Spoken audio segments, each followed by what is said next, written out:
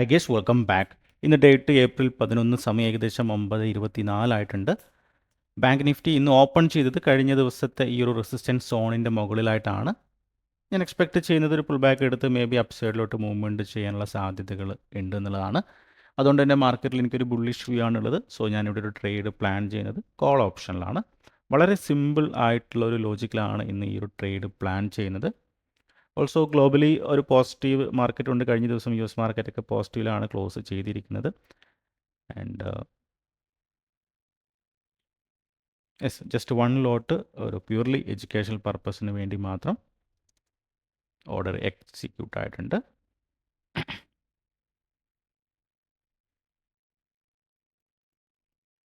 Trade എടുത്ത reason just ഒന്ന് explain ചെയ്യാം.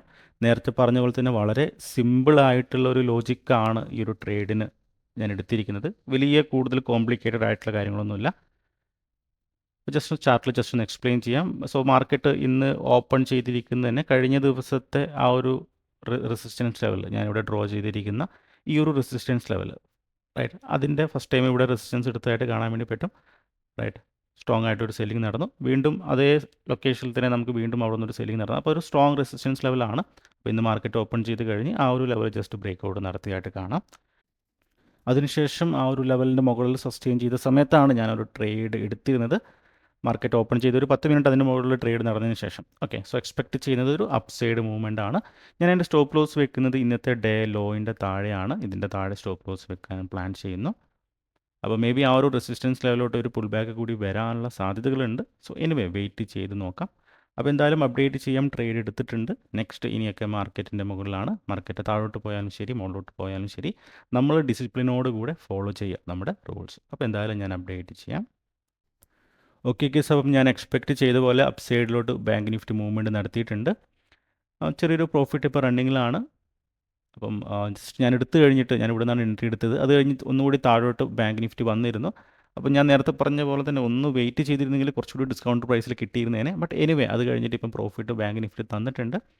ആൻഡ് ഇന്നത്തെ ആ ഒരു day high and also 51,000 level കൂടി അവിടെയുണ്ട്. അപ്പോൾ അതുകൂടി ഒന്ന് ബ്രേക്ക് ഔട്ട് നടത്തി സസ്റ്റെയിൻ ചെയ്യുകയാണെങ്കിൽ വലിയ മൂവ്മെൻറ്റ് ഞാൻ എക്സ്പെക്റ്റ് ചെയ്യുന്നുണ്ട്.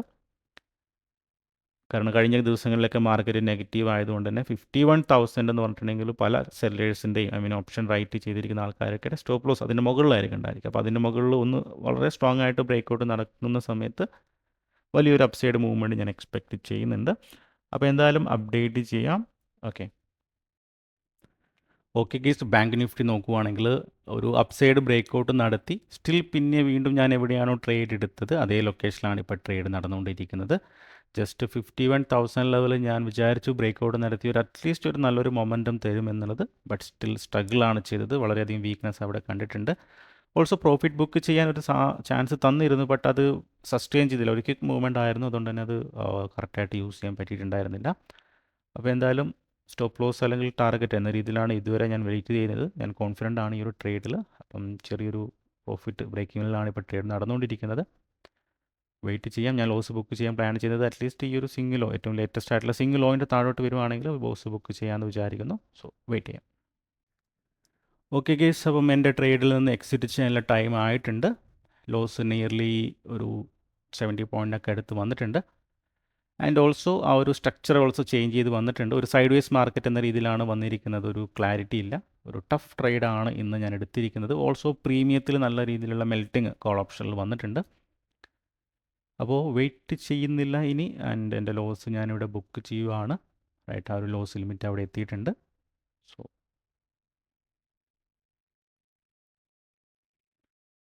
യെസ്, ഞാൻ എക്സിറ്റ് ചെയ്തിട്ടുണ്ട് നിയർലി ഒരു 85-90 പോയിൻറ്റിൻ്റെ അടുത്ത്. ഓക്കെ, സോ അപ്പോൾ എന്തായാലും ഇനി വേറൊരു ട്രേഡ് ഇല്ല. ഞാൻ എക്സ്പെക്റ്റ് ചെയ്തത് അറ്റ്ലീസ്റ്റ് ഈ ഒരു ട്രേഡിനെ റിവ്യൂ ചെയ്യുവാണെങ്കിൽ നല്ലൊരു ട്രേഡ് തന്നെയായിരുന്നു. നല്ല ലൊക്കേഷനിലാണ് എൻട്രി എടുത്തിരുന്നത്.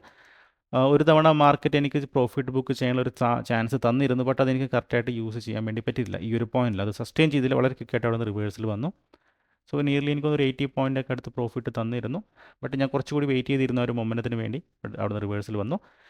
പിന്നെയുള്ളത് എനിക്ക് കുറച്ചുകൂടി ഒന്ന് വെയിറ്റ് ചെയ്തിരുന്നു. ഈ ഒരു പുൾ ബാക്കിൽ സംതിങ്ങിലൊക്കെ ട്രേഡ് എടുക്കുമായിരുന്നെങ്കിൽ ഈസിലി ആ ഒരു ടാർഗറ്റ് ബുക്ക് ചെയ്യാമായിരുന്നു. മേ ബി ഒരു എർലി എൻട്രി എന്ന രീതിയിലായ ഞാൻ എടുത്തിട്ടുണ്ടാകാം. സോ എനിവേ ഞാൻ ഈ ഒരു ലോസ് ബുക്ക് ചെയ്തു. അപ്പോൾ ഇനി ഒരു ട്രേഡ് പ്ലാൻ ചെയ്യുന്നില്ല. സോ ഇനി മൺഡേ ഹോളിഡേ ആണ്, അപ്പോൾ നമുക്ക് ട്യൂസ്ഡേ കാണാം. Okay, so bye bye. Thank you.